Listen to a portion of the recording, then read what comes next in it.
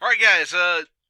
Going into non-traumatic musculoskeletal disorders, your medical issues that I hate to say it, don't fall into a per se category as far as it's kind of the outliers, if you will. And let's go over a few of these just to make sure. This is going to be kind of rapid. I know that there's a lot of slides, but it's going to be kind of rapid fire. Make sure again you get in your book. Um, and make sure that you read up on these things because again they love to throw little questions in there about this. And it's usually, by the way, most of your musculoskeletal complaints has something to do with a little bit of trauma, but they can also be inflammatory or autoimmune in nature. And we're talking about this. A lot of the things we're going to talk about this arthritis or rheumatism.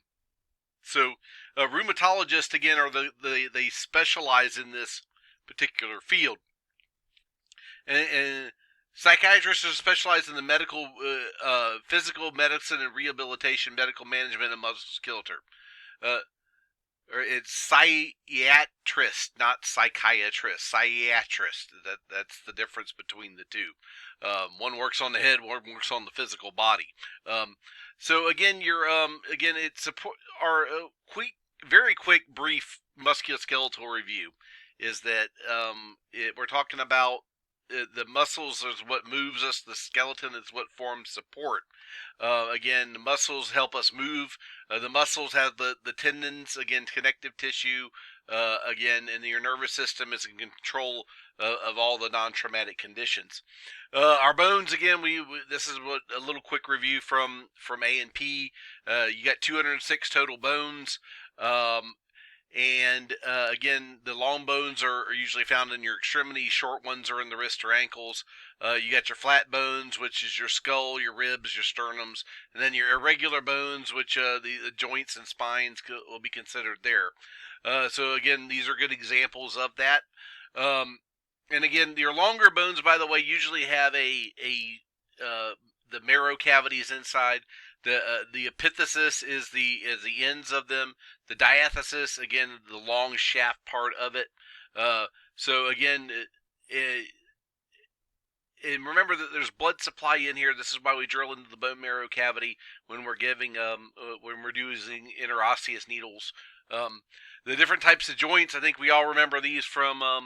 Again, the big ones I want you to make sure that you know is, of course, a hinge, a saddle joint, balls and sockets, ellipsoidal joints, or in the wrist and foot. Again, all these different types of joints everywhere that allows us to move left to right, up, down. Again, cartilage is in there, and that's what helps support, especially it's a cushioning effect for us. And again, remember, you got different types of cartilage, okay? So, the fibrous disc in between our spinal column versus the elastic ones that are more flexible. Again, your elastic ones are like the bridge of your nose, the end of your ear. And again, and they have fluid in the joints, by the way, synovial fluid. And then the bursae are the fluid-filled sacs. Again, and these are so the synovial fluid is in these areas, and then the sacs is the big thing. And what happens is for these non-musculoskeletal injuries things is you can get swelling inside of these, or actually get pus inside of them, and again, it makes them extremely painful to move. Again, there's 700 skeletal muscles, and usually we name them pretty much on kind of where they attach to. The one I love to use is sternocleidomastoid. Again, sternum, cleido, clavicle, mastoid. Goes back up here to the ear, so it's the muscle that kind of stretches down your neck. So again, the muscles got contractile units. They kind of slide on each other. We talked about that a lot in A&P.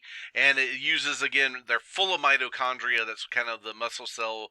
But again, these are the bigger muscles and again, some of these we actually use for injection points for us in med administration. So when we're looking at these guys, check and see how much joint movement that you do have, deformities to that, and yes, they can happen, whether it be temporary or permanent. And then again, you're still going to do your primary assessment, ensure your airway, breathing, circulation. Secondary, review the patient's meds. If they're having joint pain, examine that joint for tenderness, swelling. If is it red? Is it pale? Is there a restricted range of motion to it? And again, just with your muscle disorders, again, are they spasming? Or is there a tender point to the muscle area? And we'll talk about some very specific tender points as we go. If they're having back pain, do they again? Is it gonna something that's going to require an emergency treatment, such as cauda equina syndrome, where you lose it after a certain point? Is there deep tendon reflexes with this? Is it they've lost autonomic function like urinary or bowel control? Again, they can't actually feel the pelvis, therefore they lose the muscle tone down there. Then all the sphincters let loose. So again, for your treatments for these, again, pain management, you usually use some sort of analgesics or some sort of anti-inflammatory drug. And then again, splinting, a splinted imposition, heat or cold packs can be used to help reduce pain. Again, overuse injuries. Tennis elbow is kind of the biggest one I can think of right off the top of my head. Usually because you're continuing to do one thing after another, after another, after another. So again, there can be trauma can cause this. Crystal deposits in the joints can cause it. If they're missing cartilage, which is sometimes happens in our older patients, and they can have systemic diseases which also cause this issue. So again, examples: tendinitis, bursitis, myalgias, and carpal tunnel syndrome. For those of the folks that are good typers, yeah, you have those. So a good example of injuries that are repetitive motions, again, tendinitis, that's the one in the elbows, the shoulders. The tennis elbow is epiconddylitis, and again, that's where you're constantly moving, you're swinging the tennis racket. Well, it affects the elbow. Same thing with golfer's elbow, is kind of the same thing. And tenosynoviitis is the lining of the sheath that surrounds the tendon. The bursitis is the actual inflammation of those sacs inside. We have them, of course, on our elbows and our knees. And I've actually seen where they've had to go in and surgically drain these things out because the bursitis gets so bad. It builds up with fluid, and they can't actually move it, so they actually have to drain that at that point. Chronic myalgia, again, these guys are various causes. Lifting, moving, turning can cause it, and overuse and repetitive injury is probably your culprit for those. And then carpal tunnel is with the nerves in the wrist, where you get numbness and tingling in the hands. Very painful, actually. You can't feel things. Surgical interventions can be done. And work-related disabilities, because again, you can't continue to do the same motions over and over. I've had some people have the surgery, they do really good. I've had other people that had the surgery that, they can hardly move their hand afterwards. So it's kind of I think it's a situational thing when we're dealing with those. Again, degenerative conditions, it's usually age, wear, and tear. I know pretty much my left knee, being a highlight player for 30 years. My pretty much my left knee, which is my plant knee when I throw, it doesn't do too well nowadays. Same thing with my right shoulder. Trying to move it sometimes can get fun. Osteoarthritis. This is a degenerative disease. Again, it results in medical conditions. It just wears down the joint, essentially. It makes it stiff, and it does get worse over time. And again, in chronic conditions, the best thing you can do is routine movement and activities, but they're very painful to deal with. And again, a good picture of this would be right here. Again, so it actually can start to malform. Notice how the one finger of hers is actually, it builds up scar tissue on the knuckle, and it actually will turn the knuckle. And this is probably decades of where they've actually had to do that. Again, osteoporosis is when it thins the bone tissue out, it loses bone density, and it doesn't replace the calcium in there, and basically it makes it very susceptible to break. Women over 50, men over 70 are very prone to having this, and again, there's other conditions that bring it with it. But the biggest thing is like they can just be walking along, and then all of a sudden, pop, snap, they break their leg, break their arm. It can also lead to kyphosis of the spine, which is that big hump on the back of them, and that kind of produces a problem with trying to backboard somebody. Again, for osteoporosis, again, pain control, the medicines. This one's actually kind of more like trauma, especially if they break something, okay? And again, the long term to actually correct that is calcium replacements, hormonal therapy, and then exercise to help strengthen it. Degenerative disc usually causes a lot of back pain, especially lower back pain. It can also be in the neck. And the disc dehydrates and becomes stiff. They don't do the shock absorbing mechanism that they normally have. And then, again, they begin to bulge and rupture as well. And they can also herniate, which will start to pinch the nerves. And it does not have a blood supply, so it can't repair itself, and that's the problem. Usually they'll have to go in and do a fusion or a disc replacement. Again, very tricky, very risky to do. Again, I've known people that have had great success for that, and I've also had people that couldn't walk after that. So it's very difficult to say, and again, it's an individual case by case. Rheumatologic conditions. Basically, it's an autoimmune response where your body essentially attacks the joints. You get a lot of pain, stiffness, swelling of those joints. And then there's inflammation, and then, of course, you lose range of motion when you do that. This is your rheumatoid arthritis, which is a little bit different from osteoarthritis. Osteoarthritis is caused from the movement and the continual wear, where the rheumatoid arthritis is actually an inflammation process where the body is attacking itself, okay? And they can actually have low-grade fevers with this, significant damage to the joints. And again, the problem is that rheumatoid arthritis can't be cured, but they treat it with anti-inflammatories usually to help reduce it.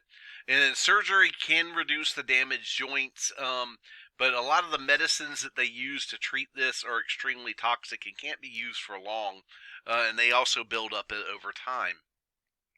Ankylosing spondylitis, again, is the inflammatory arthritis that affects the spine, but what usually happens is it makes that spine inflexible, and that's the key thing there. Is it actually what the other big thing that it does is it breaks down the spinal bones, and then they start the healing process, and that's where that becomes a problem, and so you can't basically move the spine.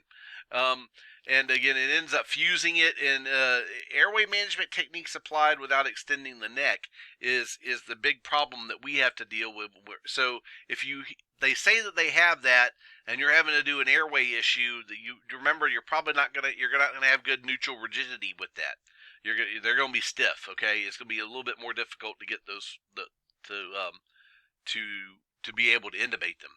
Lupus. This is a autoimmune disease. It affects everything: the joints, the kidneys. Again, it's very common in women. It runs in families. They have joint pain and swelling, which will develop into full arthritis to the point where they can't actually hardly move. And usually, the laboratory test and the physical exam. One of the key things is the butterfly rash on the face. Is one of the, and it'll talk about that a little bit in your book. And they treat the symptoms of this. Unfortunately, it usually doesn't end well. Again, they can live into their 40s and 50s. That's not the problem, but it's extremely painful for the patient. Your gouts, again, it's an inflammatory arthritis where your uric acid collects and it crystallizes in the joints. And again, it affects the men more than women usually. And I will tell you, I've had some bouts of this. Extremely painful. It very much hurts. Again, matter of fact, you can't even, the pain, if you bear any weight on it, is just very, very painful. And you got to keep the uric acid levels down and keep it flushed. Good water drinking does work really good here. This would be an example of the crystals and the gout formations in the hand here. But again, that was one example. But imagine those being on your feet or ankles. Ouch. Um, Soft tissue infections, again, cellulitis is the big one with this one. Redness, swelling, and again, usually antibiotics and pain meds are what are used. It doesn't have to be with trauma. You can get a cellulitis just due to medical conditions, by the way. Fasciitis is the inflammation of the fascia, and the problem with that is they do have a flesh-eating disease called necrotizing fasciitis. Kind of popular last, I don't know, maybe 10 years. Again, and these can become life-threatening. Actually, it's actually a bacterial infection when this happens, but it begins to eat the fascia. It begins to eat that tissue, so it causes widespread tissue damage. Because again, remember, everything's pretty much got fascia all over it. And again, the problem with this is necrotizing fasciitis is that the bacteria extremely resistant to antibiotic therapy, and there's a very high mortality rate. Again, make sure that you've got your proper PPE on in those cases. Tenosynoviitis, again, this is the fibrous sheet that surrounds the tendon that gets hurt, and usually they'll have to go in with antibiotics to the area, and actually might have to do a surgical drainage of that. Gangrenous. These guys, gangrene is when you tissue death. The problem with gangrene is it likes to spread. People with vascular diseases on norepinephrine for a long period of time can actually develop gangrenous spots. Diabetics, of course, immunosuppressed people can have this. The big thing is the black to bluish coloring of the skin. You're going to get a really foul discharge with that. The smell is just something that you will never forget. For those of you that have gotten to experience, I'm sorry. Those of you that haven't, well, again, and I will tell you that this actual particular gangrene, it was from frostbite damage, actually, on this one. But I've got some really good pictures of the ones that happen on the feet, especially with your diabetic feet. Remember that the diabetics, guys, they're got poor peripheral circulation usually, and they lose their blood vessels and nerves in there, and it decreases the blood supply. You also have neuropathy in there. You can't actually feel them.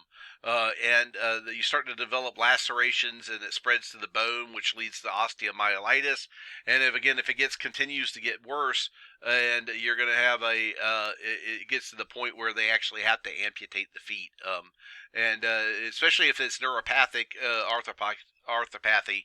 And again, that's where the progressive degeneration of the weight-bearing area of the foot, and bone destruction usually happens with that. They usually end up cutting off the foot when that case happens.